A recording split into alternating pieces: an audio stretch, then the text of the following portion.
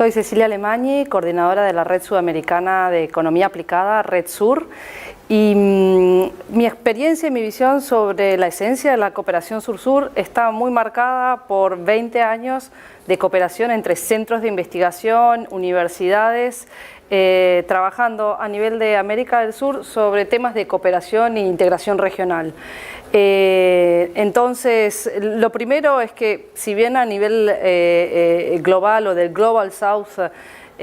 hablamos de cooperación sur-sur como un todo, las diferencias entre países y entre regiones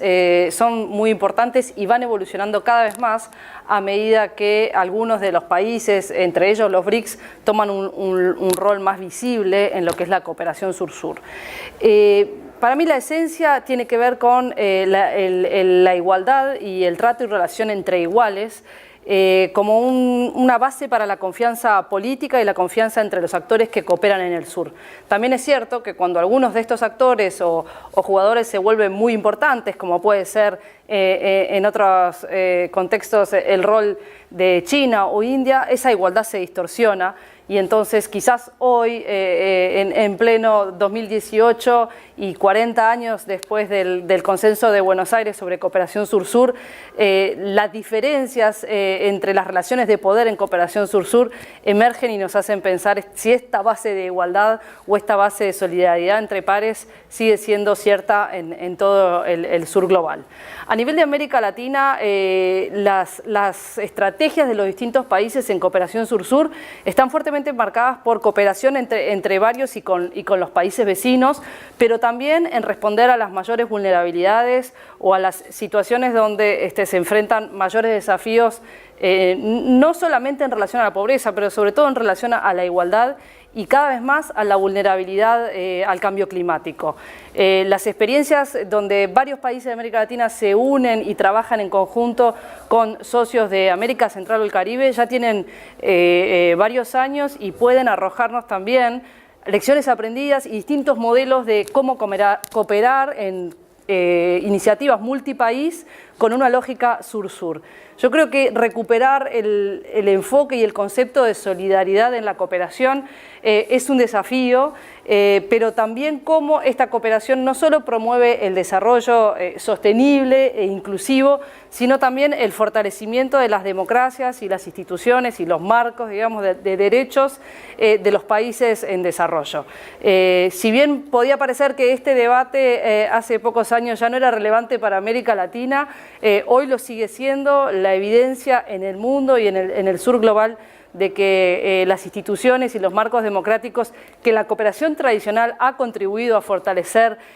son débiles y en algunos casos están en crisis. Creo que llama a que la cooperación sur-sur tome nota de esto. Muchos países juegan un rol de mediación cuando surgen, digamos, conflictos o crisis de gobernabilidad.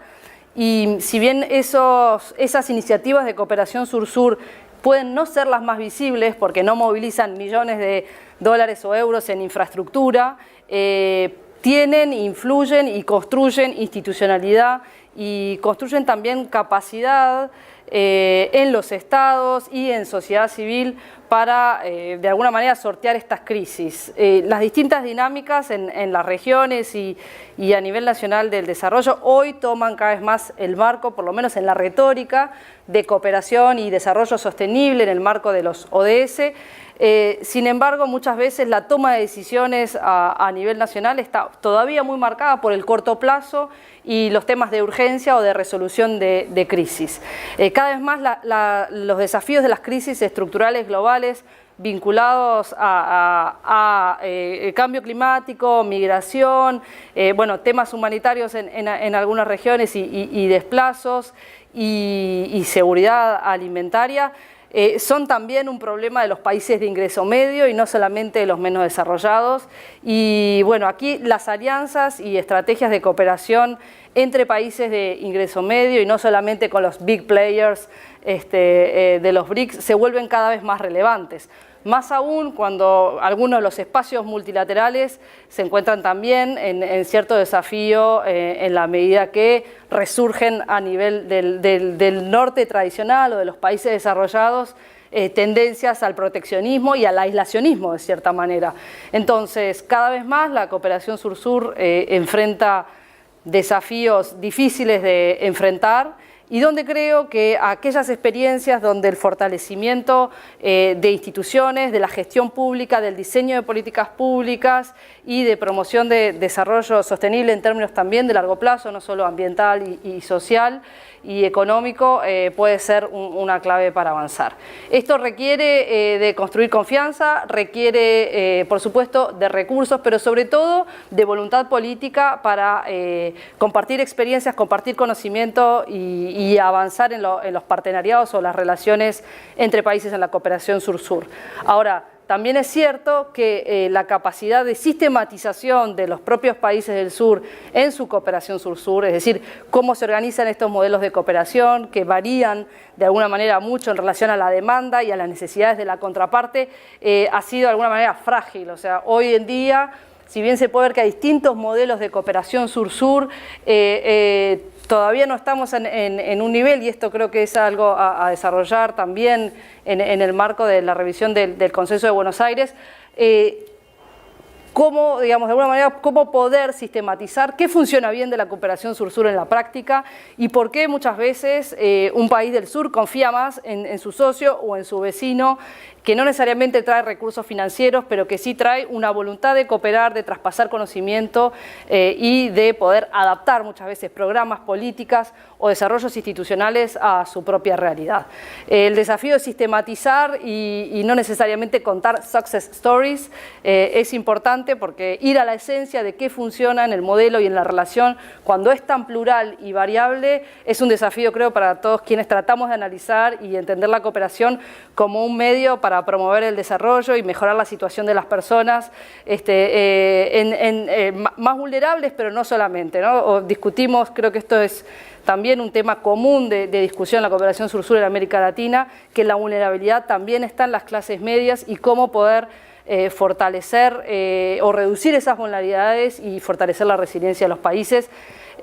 Bueno, creo que ahí la cooperación sur-sur tiene un rol que jugar, pero a la vez esto implica rendición de cuentas y de alguna manera participación de la sociedad civil y información a la sociedad en su conjunto de muchas de estas cooperaciones. Dado que mucha de la cooperación sur-sur, por ejemplo en América Latina y el Caribe, ha sido a nivel técnico o de formación de profesionales de la administración pública, muchas veces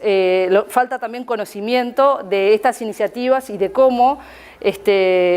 historias o programas o desarrollos exitosos o políticas, cooperaciones en reformas fiscales y demás funcionaron en un país y cómo se fueron adaptando. O sea que hay un desafío también de expandir un poco la comunicación y la consulta en relación a la cooperación sur-sur, que se ha dado fundamentalmente en lo que es la parte oficial a nivel de gobiernos. Tenemos todo un mundo de cooperación sur-sur entre la academia, las universidades, las organizaciones de la sociedad civil, que de alguna manera han funcionado y se han financiado y han desarrollado tejido y bienes públicos regionales a pesar del financiamiento público que no han tenido de sus propios países. Entonces quizás una oportunidad también de cooperación sur-sur es cómo lograr que redes de conocimiento en los distintos tipos de actores de las sociedades contribuyan a hacer que esta cooperación sur-sur sea cada vez más relevante, más efectiva, pero y sobre todo que podamos entender mejor cómo influir o lograr mejores resultados de desarrollo.